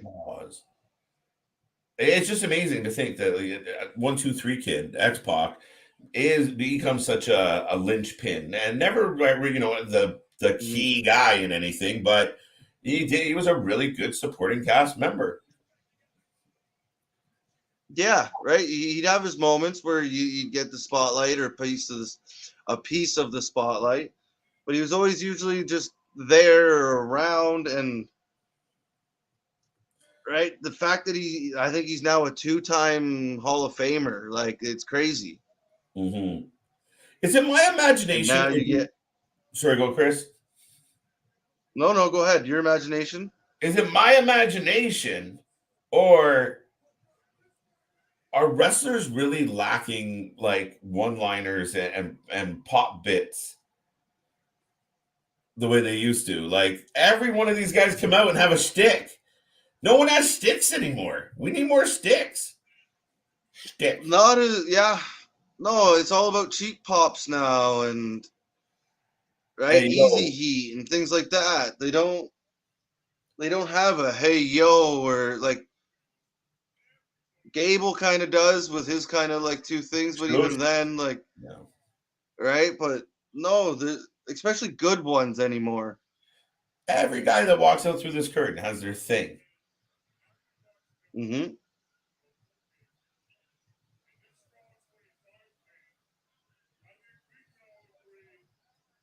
See, they were on the good track with the Good Brothers here Yeah. And I mean, and ironically, ruined it. On you watch Scott here. He was actually in better shape recently compared to him there, in my opinion. Yeah. And I mean, this all started Yeah. with, a hip surgery, right? Yeah. Apparently, just I think X-Pac was talking about it. Just the pandemic kind of took its toll on him because he couldn't get out and see like some of the people he would normally see, and right, so he was kind of inside a little more, and it just Not a good he situation for eventually him. needed that hip surgery, right? And it's sad, but Yeah. Well, he slips, falls, needs surgery, and it leads to this, I mean, crazy. And this is where you tell mhm, everybody out there, holding grudges is not a great idea. Holding negativity is not a great idea. Live your mhm, life to the fullest. And I mean, you and I have talked about this before, Chris, because I'm walking proof that you never know when they're going to just take it all away from you. And mhm. you never expect, oh, I broke my hip, and now I'm saying goodbye to everybody I love. So make amends, be positive, live with a big old smile on your face, love hard, love often, but enjoy yourself. And like I said, life's short, and you never know when it's just gonna pop away. So that was a big moment, though. We got a big giant too sweet. Mhm. Yeah, with the Oh, whole group, and now we get one of his most over things with survey time. yeah, I was So pumped. I found a compilation video, and I thought that would be perfect. I got, hey, yo, Where are you at? I got a bunch of AOs. Now we go. So I'm at 14 seconds. Oh, okay. I went to WCW, 19. right? I love whatever else was on the bad side of the survey, Hmm. but they're just so over. Ronnie is asking again. Yeah, Ronnie, we will be here tonight. We are looking forward to the Crockett Yes, Cup night definitely. two. We are not stopping, folks. We are going to have a fun time. Tonight is stacked. It's loaded. I want to see the tournament wind down. I want to see these belts in action, or these champions in action, and these belts on the line. We're looking forward to Crockett Cup night two for sure. Yeah, I definitely see some of these crazy matchups, and see who comes out the big winners. A lot of title fights, a lot of tournament left, so it's going to be a lot of fun. Come drop your predictions and hang out. KJ, are you old enough to remember Scott's run when he was in the American Alliance in NWA before he went to W? I am Mm, not quite there, Anthony.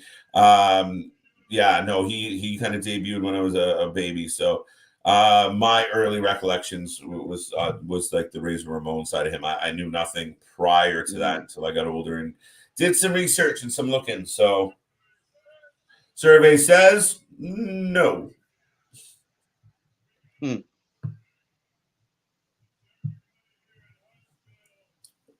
John Cena. Good guy.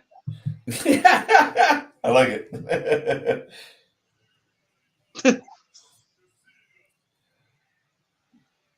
Fans were Look how mad. into it these fans are, right? Like they're the same. That's exactly what I was thinking. They're gonna start like bring back the fans, like the signs too. They're amazing,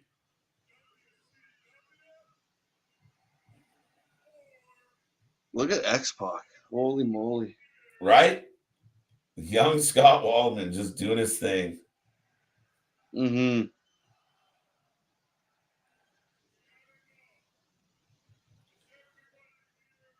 I didn't realize this video was this long. Yeah, apparently he did a few of these. But that's where I'm saying, like, he was a bad guy, he was a heel, but there was a lot of time spent over as a baby face.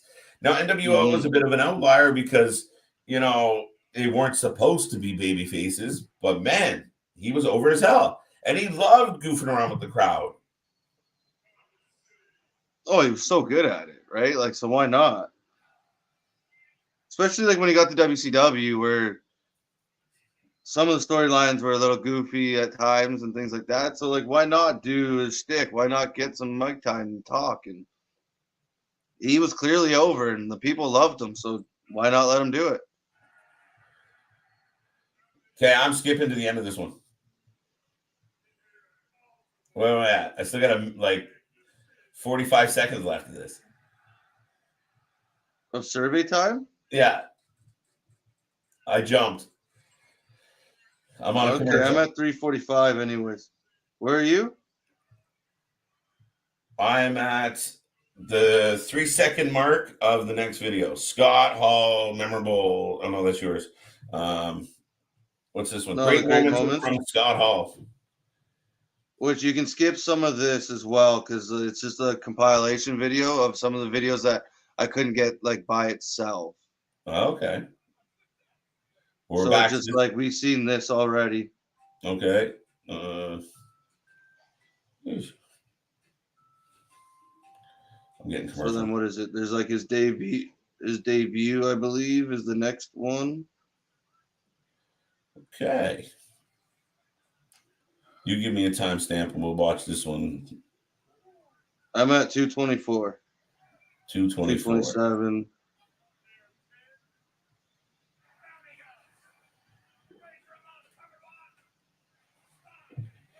Was that Martel? I believe, They had maybe. a good little set of matches. Yeah, Rick Martel right down top rope. Yeah, I believe that was his first ever The first feud or ever match. IC title. Yeah. Or that's what it was, his first ever IC title. Yeah. Mm-hmm. And again, another thing where you have the announcers jumping and screaming, yes, yes, yes. No, no, Mm-hmm. no. They didn't get him. He didn't get him. It's amazing. Mm-hmm. So No, I'm they were at so, and that's Vince. That's you're at what? Sorry. 309, 312. Oh, okay. I'm at like 317. Okay, we're right there. 320, actually. Yeah, there you go. I pressed pause. Big No, and kick. that's Vince, and that's I'm not sure who's next to him right now, but like Vince made you feel like so into it. And I don't know if it's his voice or just like the way he would describe things. Like he got you in, he pulled you into that match, and he did such a good job at putting those wrestlers over in the ring. Gets him. And then yeah, there you go. Gets the 1, 2, 3. Mm-hmm. But listen to the crowd. He is a babyface. Even then, he was the bad guy, but the fans just liked him. And then yeah, see, so this one for anyone who wanted to see the WrestleMania 10 one, it is part of this. Yeah, WrestleMania 10. It's just in short form. I like it though. We can kind of touch on it quick. I like this. When Michaels gets his leg caught in the rope. Yeah, so you get some moments, you get the vignettes and stuff, but then this little package, you get like a little bit extra that we couldn't give you the full videos for. Can't stay on here all day, unfortunately. Well, we're trying. we're pretty close today. We're pretty damn close today, folks.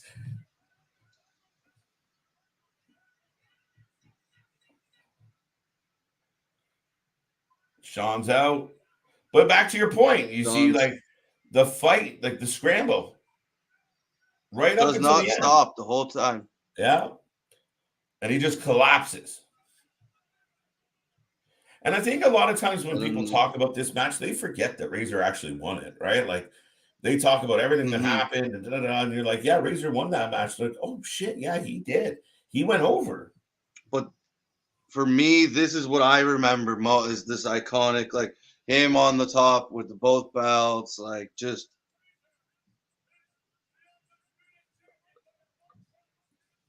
right, still giving you that attitude though, just Razor Diesel. I like this one. in early 94 too. So this Early is 90s. Yeah. or no, that'd be late 94, sorry, August. Mid. Just to mess you up completely. Close. It's in 94. Right, so what do we got? But once again, just all the clique members hanging out all together.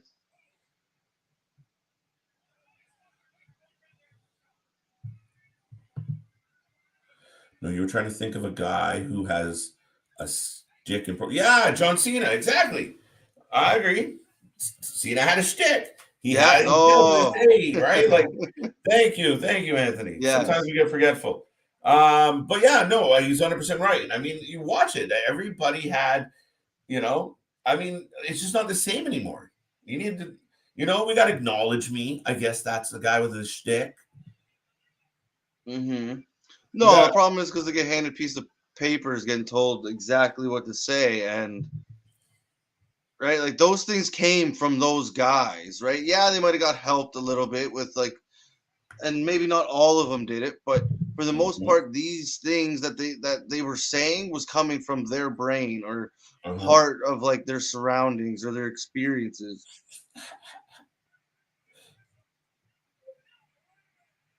Ricky chasing Michaels around. Horrible belt shot, by the way. Mm-hmm. Everyone forgets to talk about that one. For a guy who could bat the ball, he didn't hit Shawn Michaels very well Mm-hmm. with that belt. Look at the fans with the Razor t-shirts. When was the last time we No, saw at a this big point, celebration for an IC belt win? Like this. It was such a big deal. uh, Zack Ryder, WrestleMania, maybe. Yeah, good one. Yeah, I Uh that's yeah. and even that was short lived, but they gave him that moment, and you're like, holy shit! But before that, I can't. I'm not sure. Yeah, that's a good one. Right? They get lucky every once in a blue moon. And I know you wanted to see this one. You specifically asked if I I got thought this this one one. was a good match. Scott Hall and Hmm. Scott Hall and Austin. There's Hall hitting the WrestleMania 18. I thought it was great. Hmm. No, and I believe that would be one of his last matches in WWE. And no, and to go against Stone Cold, who was always one of my favorites. I thought it was really cool to see. You Yeah, know, you could have had like different match. You could have different matchups and all, but there's only so many guys, right? You kind of had to. mhm. Somebody had to fight somebody, and to see Stone like two of the best at like selling and fighting, and it was cool. Like even like look at who sells that And stunner. by the It was way, yeah, I was gonna amazing. say one of my favorite stunner cells of all time. Of all time. Hmm. The double. He pops the first one, wobbles. Austin hits the second one, he explodes. I think it's excellent. Oh yeah, and just like he just kept the whole like he didn't move. Just the way he like exploded out of it was perfect because it was like he was still sitting in a chair. Like his Yeah. legs were still kind of bent. Like it was like he was stunned, and it just ejected him. It was great. Now we got the Wolfpack versus Harlem Heat.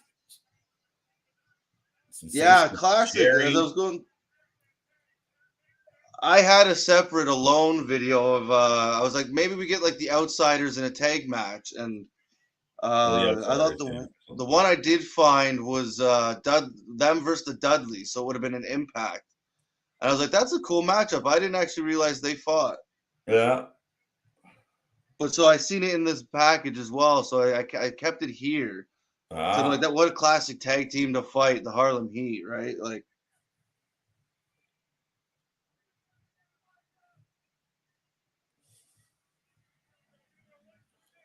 Again, the crowd is just and in. then I love, by the way, let's talk for a second about the fact that the ring posts are Slim Jims.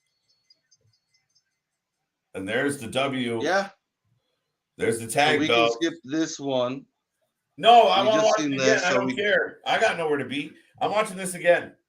Such a good moment. We don't yeah. have to watch the whole interview. I just want to see the leg drops.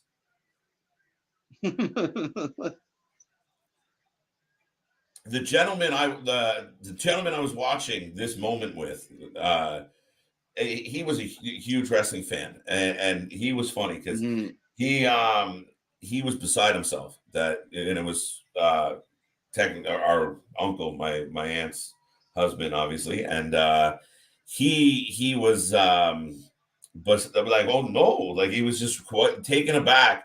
He couldn't believe he was watching Yeah. Hulk Hogan turn heel. Turn into a bad guy. Just shocking, right? Yeah, and a young KJ was like, "This is awesome! Oh my god, what? Wait." Oh, okay. So they don't show the interview on this video, so it's almost done. So we just Okay, finished it. you're slightly ahead of me then. Oh, I'm at. It just finished 11:50. There you go. I just finished as well, and now we're moving on to one of my favorite moments, and a lot have been talked Well, about. this is. I know we're getting it in two It's the pieces. part. Yeah, it's not the full speech. It's just like one little part that I thought, Mhm. just like listen to the crowd, and he's talking about how much he loves the crowd. Yeah. Um, he might not always liked himself, but the Mhm. crowd made him feel awesome. And then the end, the last video you'll see is Yeah, it's a big quote. it chokes me, bro. I'm almost getting prepared to hold back, but beautiful words, great. One of my favorite Hall of Fame speeches ever. No, and this is what like I love when the Hall of like this is when to me the Hall of Fame was like it's at its best when they do things like this. I want to hear those stories. I want to hear them talking. Yeah, does Mhm. it get a little sidetracked with Hillbilly Jim sometimes? Yes. But still, But I love this. So what they've kind of done now, like with Taker, like I'm scared they're about to ruin it. no, they won't. I think they can't. But listen to the Like, awe, the applause, mm-hmm. and that leads us to, Okay, you know, I'm gonna leads be us to this quiet for a quote. second. You see, you had to shake it off, eh?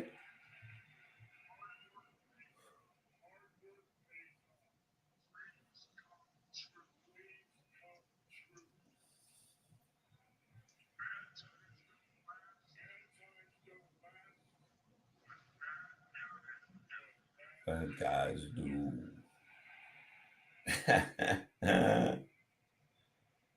It's the best. It's the best, man.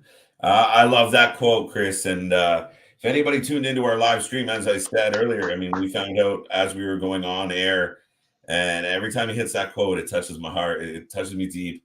And Mm-hmm. that was fun going kind of from the beginning of his career all the way to one of the final times we seen him, on a camera for WWE. And Yeah. hard work pays off. That's what we all hope. That's what we all want. Dreams come true. I believe that everything happens for a reason. And if you keep grinding and you believe in your dreams and you have the right attitude, things can happen. And it sounds cliche, sounds cookie cutter, but Mm-hmm. they do. And bad times won't last. We all get through this. We'll all work together. More love is needed for everybody, but bad guys do. And as I said, recently I was painted as a bad guy, and I'll take it because I'm looking forward to lasting. And if that bad guy can make everyone proud, why can't I? So I'm going to make that a little bit on my shoulders this time. But man, that was fun, Chris. And I love that quote. No, like you said, it's by far one of the best Hall of Fame speeches ever. And from the second he kind of got, I guess, because I was too young for the early stuff. So like when he got to Razor Ramon and he started, he changed the way the wrestling world worked and was viewed, and he was one of those key cogs that changed it forever. And there wasn't many like him. So it was it's sad that he's gone. It was a fantastic time going back and looking at all these videos and all his interviews and reading up on him. And I hope everyone enjoyed. Yeah, man, it was fun, and just seeing the old wrestling, the old looks, the old attitude, and it's undeniable. And like I said, some people kind of put a spin on it of he didn't really do it for the wrestling industry. It doesn't matter. A lot of people that create or event or trailblazers aren't always doing it for everybody. They're just trying to make a better way for themselves, and if it benefits a whole bunch of people, then so be it. to this day, I don't think we've Hmm. ever captured the faction time the way the NWO created a faction. And then when we had some actually really strong factions, again, real names, real storylines, bringing realism into Hmm. it. You're not just a dentist or a garbage man or a hockey player. Yeah, the goon, we remember you. But yeah, it was a completely different dynamic, and wrestling definitely benefited from it. And it was an amazing time to be a wrestling fan. No, it definitely was, and just the excitement and, like I said, the intrigue and the not knowing, and just some of the things that they brought to the wrestling world at a time when you didn't know all the behind the scenes stuff. Mhm. It was a crazy time, and there's times where you look back and it's like, man, I kind of wish the internet wasn't as free to information as it is, just so you could have those surprises and those moments again. But Mhm. he did, Yeah, like I said, he definitely changed the wrestling world in a big way. absolutely, man. And no, you're trying to think of a guy who has a. Oh, okay, yeah, no, sorry, I reread that one. Kane is also going to Mania. I don't know. Are we excited about Glenn Jacobs coming back?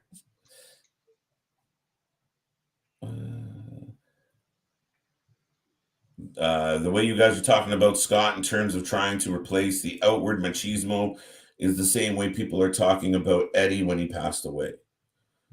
I Um, just I just think that, like, all the greats kind of have that, like, yeah. that way to connect with the fans that, like, some wrestlers can't get, and they're just, I think that's what you're meaning by that. Yeah. And yeah, Scott Hall, Eddie Guerrero, like, there's a whole list of them Mhm. that are just seem to be cut from that same cloth, I guess. That just they Mhm. have that kind of connection and to the fans and the TVs and the cameras that not everybody can get.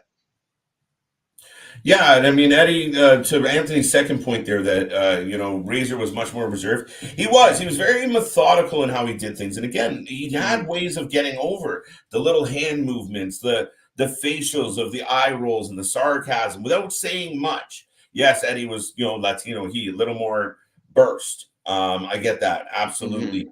But again, it was just this natural ability. I said he could have been in movies. He could have easily been a bad guy in one of those movies, no problem, and pulled it off. So, again, to your point, Chris, it was a hell of a career. It changed wrestling. The curtain call was a big moment. Those ladder matches. You think, do we have the matches we have without those ladder matches that he was a part of that made them big and put them on that scale? A lot of things. Are the guys that are Mhm. now signing contracts that are guaranteed money and big contracts, and does that ever happen without Kevin Nash and Scott Hall taking those first big ones? Or wrestlers still getting paid on piecemeal kind of idea? Like, it's crazy.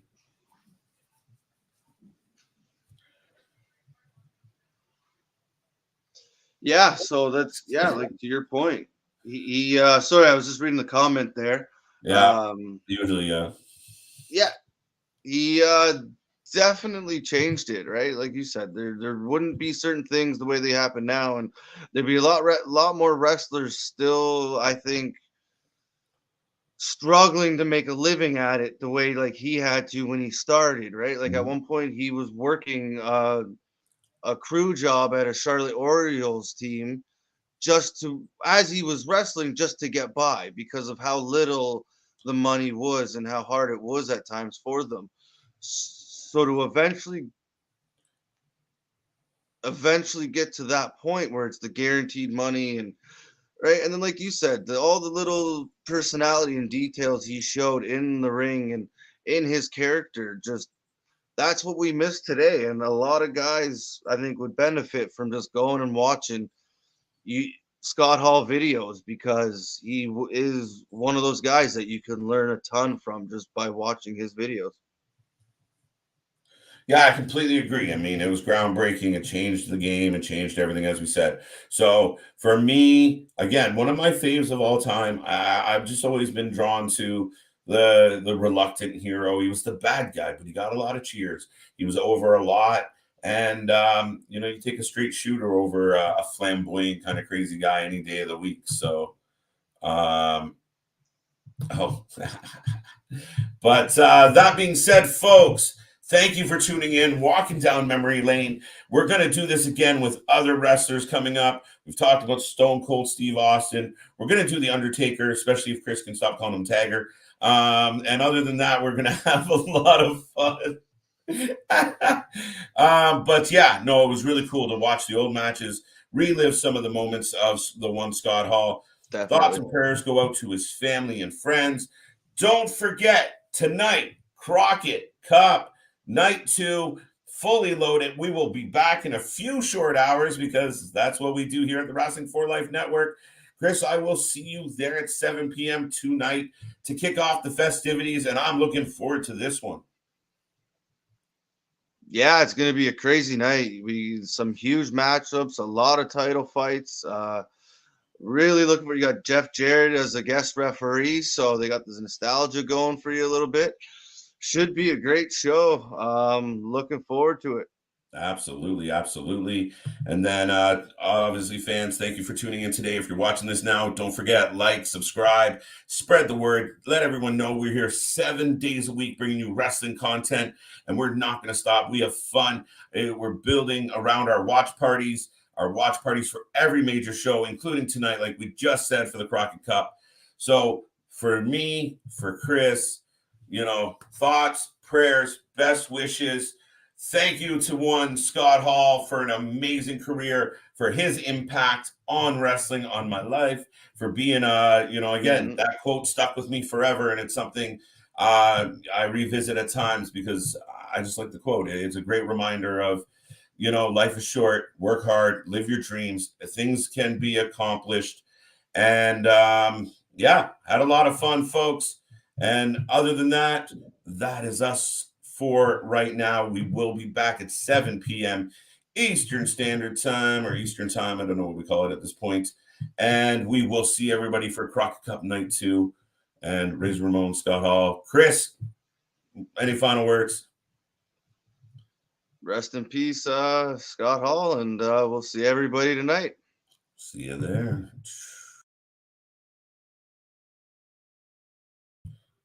See you on the flip side.